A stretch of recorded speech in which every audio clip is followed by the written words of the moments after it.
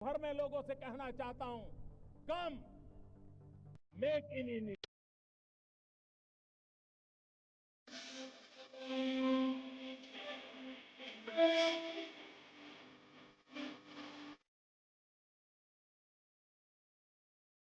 नमस्कार। Make in India TV में आपका हार्दिक स्वागत है, हार्दिक अभिनंदन है। मैं हूं अशोक गोयल। आप शायद सोच रहे होंगे कि मैं आज मास्क लगाकर क्यों खड़ा हूं आपके सामने।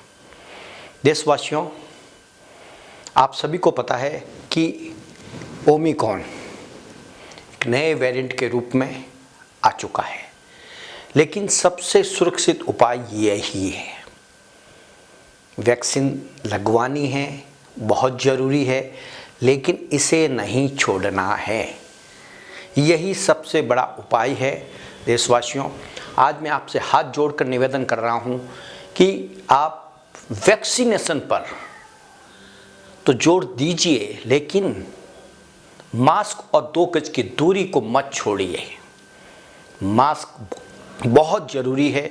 जिस तरह से पिछले कुछ समय में ओमिक्रॉन के हमारे भारत में भी काफ़ी बढ़ रहे हैं, वैसी स्थिति नहीं है। डरने की बात नहीं है। जिस तरह से प्रधानमंत्री नरेंद्र मोदी ने कहा है, डरने की आवश्यकता नहीं है, पैनिक होने की आवश्यकता नहीं है, लेकिन केवल सावधानी बहुत ज़रूरी है। सावधानी। इसलिए मेक इन इंडिया टीवी परिवार की ओर से, हमारे ग्रुप की ओर से हम आप सभी देशवासियों से निवेदन करना चाहते हैं, सावधानी रखें। बाज़ारों में भीड़ बहुत ज़रूरी हो तो बाज़ार जाएं, नहीं तो घर पे ही रहें। और जिन्हें काम पे जाना है उन्हें जाना होगा, लेकिन सावधानी के साथ, मास्क लगाकर और 2 गज की दूरी की पालना करते हुए। देशवासियों, आप सभी को पता है, लगभग आज की जो रिपोर्ट है उसके अनुसार 13,000 से ज़्यादा है, लेकिन ओमिक्रॉन भी बढ़ रहा है। तो इसलिए ओमिक्रॉन को से बचने के लिए हमें एक तो वैक्सीनेशन जिन लोगों ने नहीं लगवाई है वो कृपया लगवा लें।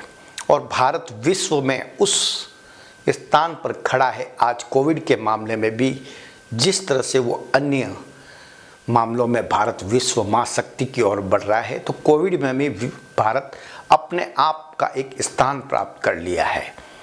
141 करोड़ से ज़्यादा लोगों को वैक्सीनेशन करना, ये अपने आप में बहुत बड़ी, पूर्ण वैक्सीनेशन भी बहुत जल्द हमारा आगे बढ़ रहा है। 2 डोज लगने का भी बहुत जल्दी हो रहा है। और अभी प्रधानमंत्री नरेंद्र मोदी ने राष्ट्र के नाम अपने संबोधन में 15 साल से लेके 18 साल के बच्चों के लिए भी वैक्सीनेशन 3 जनवरी से प्रारंभ करने जा रहे हैं। और बूस्टर डोज, क्योंकि काफ़ी समय हो गया है, तो एक बूस्ट करने के लिए एक हमारी इम्यूनिटी बनी रहे, उसी को लेकर भारत सरकार, प्रधानमंत्री जी ने एक बहुत बड़ा फैसला लिया है कि सबको बूस्टर डोज लगाई जाए और 60 वर्ष के ऊपर वालों को और फ्रंट लाइन वालों को पहले लगाई जाए। जैसे पिछली बार किया गया था उसी तरीके से इसको आगे बढ़ाया जा रहा है बूस्टर डोज को भी। ये अपने आप में भारत में एक बहुत बड़ा कदम है। और हम तो प्रधानमंत्री नरेंद्र मोदी का धन्यवाद देंगे कि जिस तरह से उन्होंने इस कोरोना वायरस, चाइनीज वायरस को कंट्रोल किया है, ये अपने आप में बहुत बड़ी बात है। देशवासियों, एक बार पुनः मैं आपको वो सुना देता हूँ जो प्रधानमंत्री जी ने कहा है, वो ज़रूर सुनिए ये। और यदि हमारे चैनल को सब्सक्राइब नहीं किया है तो सब्सक्राइब कर लीजिएगा। और मास्क है ज़रूरी, 2 गज की दूरी है ज़रूरी, तो इसको मत भूलिए। बस ये ज़रूर लगा लीजिए। बाहर निकले आप तो इसको, और बहुत अच्छी तरीके से हमारा पूरा ये ढका होना चाहिए। बहुत बहुत नमस्कार। सुनिए प्रधानमंत्री ने क्या कहा अपने राष्ट्र के संबोधन में। जय हिंद, जय भारत। अंतिम सप्ताह में है। 2022 बस आने ही वाला है। आप सभी 2022 के स्वागत की तैयारी में जुटे हैं, लेकिन उत्साह और उमंग के साथ ही ये समय सचेत रहने का भी है। आज दुनिया के कई देशों में कोरोना के नए वेरिएंट ओमिक्रॉन की वजह से संक्रमण बढ़ रहा है। भारत में भी कई लोगों के ओमिक्रॉन से संक्रमित होने का पता चला है। मैं आप सभी से आग्रह करूंगा कि पैनिक न करें। हां, सावधान रहें, सतर्क रहें, मास्क उसका भरपूर उपयोग करें और हाथों को थोड़ी थोड़ी देर पर धुलना, इन बातों को हमें भूलना नहीं है। आज जब वायरस म्यूटेट हो रहा है तो हमारी चुनौतियों का सामना करने की ताकत और आत्मविश्वास भी मल्टीप्लाई हो रहा है। हमारी इनोवेटिव स्पिरिट भी बढ़ रही है। आज देश के पास 18 लाख आइसोलेशन बेड्स हैं, 5 लाख ऑक्सीजन सपोर्टेड बेड्स हैं, 1,40,000 आईसीयू बेड्स हैं। आईसीयू और नॉन आईसीयू बेड्स को मिला दें तो 90,000 बेड्स विशेष तौर पर बच्चों के लिए भी हैं। आज देश में 3,000 से ज्यादा पीएसए ऑक्सीजन प्लांट्स काम कर रहे हैं। 4 लाख ऑक्सीजन सिलेंडर्स देश भर में दिए गए हैं। राज्यों को जरूरी दवाओं की बफर डोज तैयार करने में सहायता की जा रही है। उन्हें पर्याप्त टेस्टिंग किट्स भी मुहैया कराई जा रही है। साथियों, कोरोना वैश्विक महामारी से लड़ाई का अब तक का अनुभव यही बताता है कि व्यक्तिगत स्तर पर सभी दिशा निर्देशों का पालन कोरोना से मुकाबले का बहुत बड़ा हथियार है। और दूसरा हथियार है वैक्सीनेशन। हमारे देश ने भी इस बीमारी की गंभीरता को समझते हुए बहुत पहले वैक्सीन निर्माण पर मिशन मोड में काम करना शुरू कर दिया था। वैक्सीन पर रिसर्च के साथ साथ ही approval processes, supply chain, distribution, training, IT support system, certification पर भी हमने निरंतर काम किया। इन तैयारियों का ही नतीजा था कि भारत ने इस साल 16 जनवरी से अपने नागरिकों को वैक्सीन देना शुरू कर दिया था।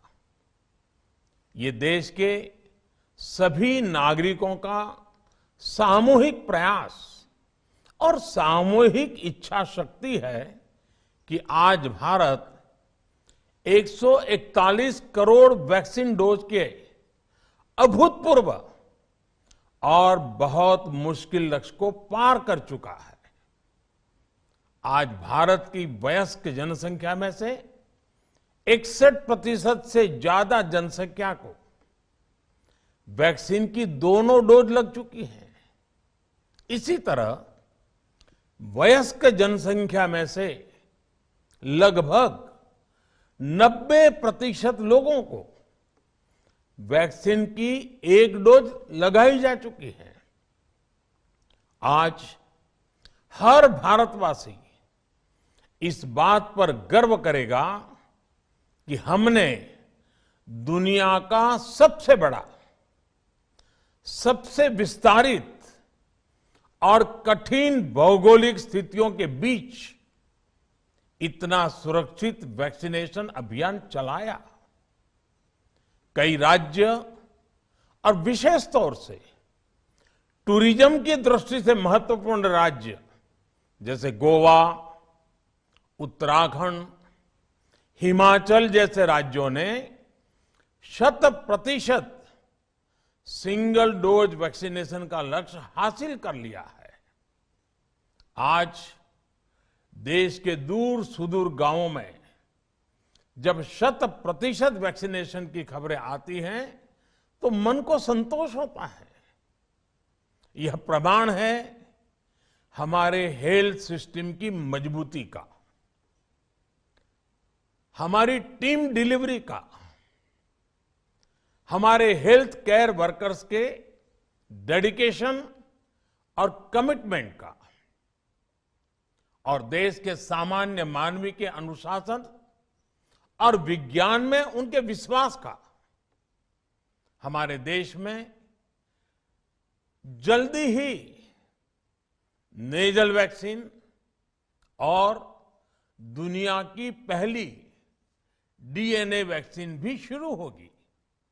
साथियों, कोरोना के खिलाफ भारत की लड़ाई शुरू से ही वैज्ञानिक सिद्धांतों, वैज्ञानिक परामर्श और वैज्ञानिक पद्धति पर आधारित रही है। पिछले 11 महीने से देश में वैक्सीनेशन अभियान चल रहा है। देशवासी इसके लाभ भी महसूस कर रहे हैं। उनकी रोजमर्रा की जिंदगी सामान्य हो रही है। आर्थिक गतिविधियां भी दुनिया के कई देशों की तुलना में उत्साहजनक रही हैं। लेकिन साथियों, हम सभी जानते हैं कि कोरोना अभी गया नहीं है। ऐसे में सतर्कता बहुत जरूरी है। देश को सुरक्षित रखने के लिए, देशवासियों को सुरक्षित रखने के लिए हमने निरंतर काम किया है। जब वैक्सीनेशन शुरू हुआ तो उसमें भी वैज्ञानिक सुझावों के आधार पर ही ये तय किया गया कि पहली डोज किसे देना शुरू किया जाए, पहली और दूसरी डोज में कितना अंतराल हो, स्वस्थ लोगों को कब वैक्सीन लगे, जिन्हें कोरोना हो चुका है उन्हें कब वैक्सीन लगे, और जो कोमॉर्बिडिटी से ग्रस्त हैं उन्हें कब वैक्सीन लगे। ऐसे निर्णय लगातार किए गए और ये परिस्थितियों को संभालने में काफी मददगार भी साबित हुए हैं। भारत ने अपनी स्थिति परिस्थिति के अनुसार भारत के वैज्ञानिकों के सुझाव पर ही अपने निर्णय लिए हैं। वर्तमान में ओमिक्रॉन की चर्चा जोरों पर चल रही है। विश्व में इसके अनुभव भी अलग अलग है, अनुमान भी अलग अलग है। भारत के वैज्ञानिक भी इस पर पूरी बारीकी से नजर रखे हुए हैं, इस पर काम कर रहे हैं। हमारे वैक्सीनेशन को आज जब 11 महीने पूरे हो चुके हैं तो सारी चीजों का वैज्ञानिकों ने जो अध्ययन किया है और विश्व भर के अनुभवों को देखते हुए आज कुछ निर्णय लिए गए हैं। आज अटल जी का जन्मदिन भी है, क्रिसमस का त्योहार भी है, तो मुझे लगा कि इस निर्णय को आप सबके साथ साझा करना चाहिए। साथियों, 15 साल से 18 साल की आयु के बीच के जो बच्चे हैं अब उनके लिए देश में वैक्सीनेशन प्रारंभ होगा। 2022 में 3 जनवरी को सोमवार के दिन से इसकी शुरुआत की जाएगी। ये फैसला कोरोना के खिलाफ देश की लड़ाई को तो मजबूत करेगा ही, स्कूल कॉलेजों में जा रहे हमारे बच्चों की और उनके माता पिता की चिंता भी कम करेगा। साथियों, हम सबका अनुभव है कि जो कोरोना वॉरियर्स हैं, हेल्थ केयर और फ्रंटलाइन वर्कर्स हैं, इस लड़ाई में देश को सुरक्षित रखने में उनका बहुत बड़ा योगदान है। वो आज भी कोरोना के मरीजों की सेवा में अपना बहुत समय बिताते हैं।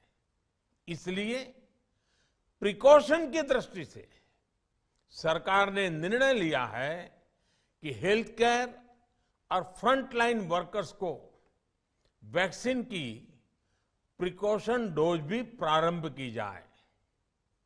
इसकी शुरुआत 2022 में 10 जनवरी सोमवार के दिन से की जाएगी। साथियों, कोरोना वैक्सीन का अब तक का ये भी अनुभव है कि जो अधिक आयु वाले हैं और पहले से ही किसी न किसी गंभीर बीमारी से पीड़ित है, उन्हें प्रिकॉशन लेना सलाह योग्य है। इसको ध्यान में रखते हुए 60 वर्ष से ऊपर की आयु के कोमॉर्बिडिटी वाले नागरिकों को उनके डॉक्टर की सलाह पर वैक्सीन की प्रिकॉशन डोज का विकल्प उनके लिए उपलब्ध होगा। ये भी 10 जनवरी से प्रारंभ होगा। साथियों, मेरा एक आग्रह है कि अफवाह, भ्रम और डर पैदा करने के जो प्रयास चल रहे हैं, उनसे बचना चाहिए। हम सभी देशवासियों ने मिलकर अब तक दुनिया का सबसे बड़ा वैक्सीनेशन अभियान चलाया है। आने वाले समय में हमें इसको और गति देनी है और विस्तार देना है। हम सभी के प्रयास ही कोरोना के खिलाफ इस लड़ाई में देश को मजबूत करेंगे। आप सबका बहुत बहुत धन्यवाद।